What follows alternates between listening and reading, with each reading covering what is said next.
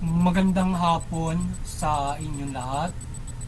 Muli ito po si Herbert Curia, author-promoter nitong Human Rights Promotion.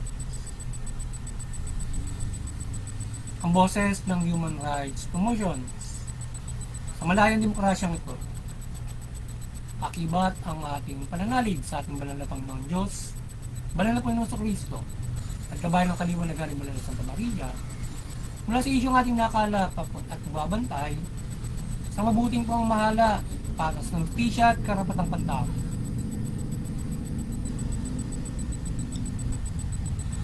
Ay hinggil sa isyu ng ASEAN renews call for cessation of hostilities in Middle East. We support on ASEAN voice of cessation of hostilities in Middle East. Ang ASEAN Unity ay nagsasaboses sa digmaan sa Middle East ng tigil putukan ng labanan o digmaan sa gitnang silangan mula sa Iran at Israel at Estados Unidos. So, yan yung ating tinunghayang issue ngayon hinggil dito sa yung ASEAN ay nagsasabol sa ating sa Middle East noong pagtigil ng ng labanan doon at magkaroon ng dialogo. So nais ng mga ASEAN ministers and higher officials from our country to end hostilities and settle the conflict through dialogue and diplomacy. Yan. Pinag-usapan nila ang importansya ng regional peace and stability and prosperity at upholding international law and promoting dialogue and diplomacy. So, yan yung nais ng ating mga Asian leaders and ministers na kanilang boses sa Middle East. Pinag-usapan nila ang epekto ng digmaan sa Middle East sa Asia na kung saan ay kailangan ng pagtutulungan ng mga Asyano upang maharap ang krisis na lumalaganap. Ang security at energy at open market at iba't ibang mga pagtutulungan na magagawa ng ASEAN para sa pamumuhay ay makaharap sa napurang krisis ng digmaan. Ang Human Rights Promotion ay maging sumusuporta sa mabuting pamamahala para sa justisya at karapatang pantao. Sa isyong ito, ng ASEAN Renews call for cessation of hostilities in Middle East. We support an Asian voice of cessation of hostilities in Middle East. So nakikisa tayo sa ASEAN sa pagpapatigil ng digmaan sa Middle East at umiral ang kapayapaan at sa Middle East at maibsan ang tensyon sa mundo at paglala ng krisis o sitwasyon ngayon na pagtaas ng presyo ng langis na may malaking epekto sa ekonomiya ng mga bansang umaangkat ng langis sa Middle East o iba't ibang mga epekto sa ekonomiya ng digmaang yun doon sa Middle East. So maliban dyan sa mga apektadong mga overseas workers na mga Asyano sa Middle East, yan, particular ang mga Pilipino ay magkaroon ng katiwasayan at hindi maapektuhan ang kanilang trabaho o kinikita para sa kabuhayan ng pamilya nila. Hindi lamang yan kundi pati buhay nila kung saan ay isang Pilipina ang tatamaan ng missile ng Iran ang napas lang.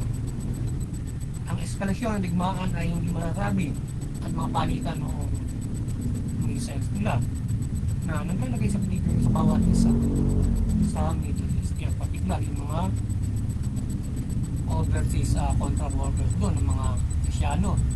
Kaya napakalaga nitong pagkakaisa ng Asyano na ito ay isang strong na samahan para makapagsaboses doon sa Middle East or makasuporta sa United Nations intact yung ASEANO, aside from individual country.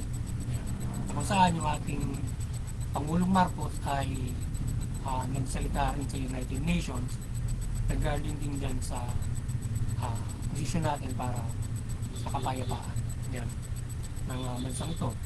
Yan. Mag-isa ang lipunan Pilipino at bawat Asyano sa ating mga leader sa ASEAN upang ang boses natin sa mga naglalaban ng bansa ay kanilang dinggin mula sa pagpapairal ng United Nations ng kapayapaan sa mundo. Ang bawat mga Asyanong bansa at iba't ibang bansa ay mag-resume ang kanilang mga ekonomiya at mapatuloy sa kunlaran at mabuti pong buhay at masalba ang epekto at masalba sa epekto sa pamilya nito at iba't ibang dulot na krimen at paguluhan. Ayan. So tayo yung lipunan Pilipino, maging yung iba't ibang mga Asyanong bansa, kanilang mamamayan doon. So tayo ay mag-isa magkilos na gumawa ng mobilisasyon o mga pagsasaboses sa iba't ibang mga angulo na makapagsaboses sa Middle East, US, Iran, Iraq, US, Iran at Israel na magtitiputukan sila at magputok sila sa peace table o magkaroon ng dialogo. Resolve nila yung conflict nila para maiwasan yung escalation, tension sa buong mundo at dulot nitong mga iba't ibang paguluhan, epekto sa ekonomiya, etc. na epekto ng digmaan niya.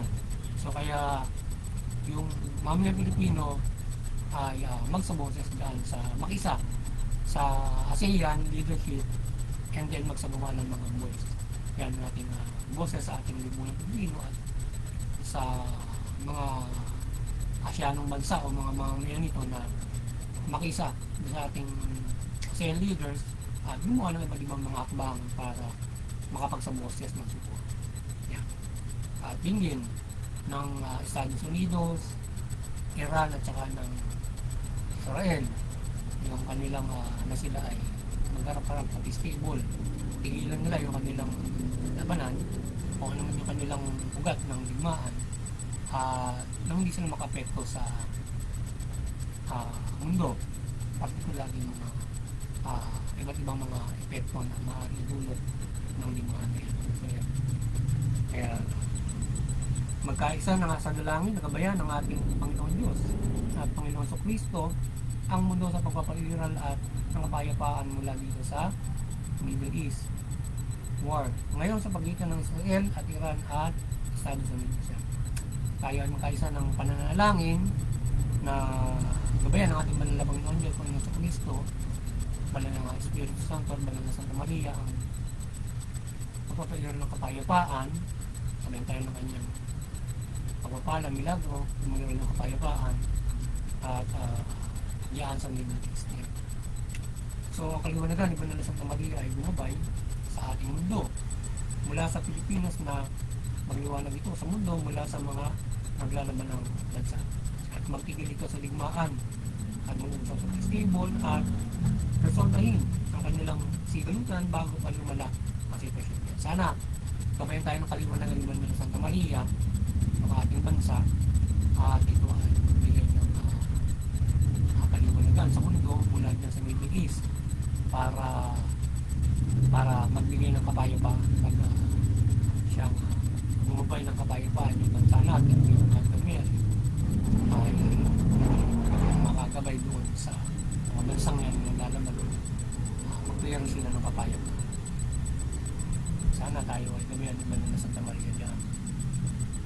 At hindi lamang dyan sa digmaan yan magabayan ng Mother Mary yung bansa natin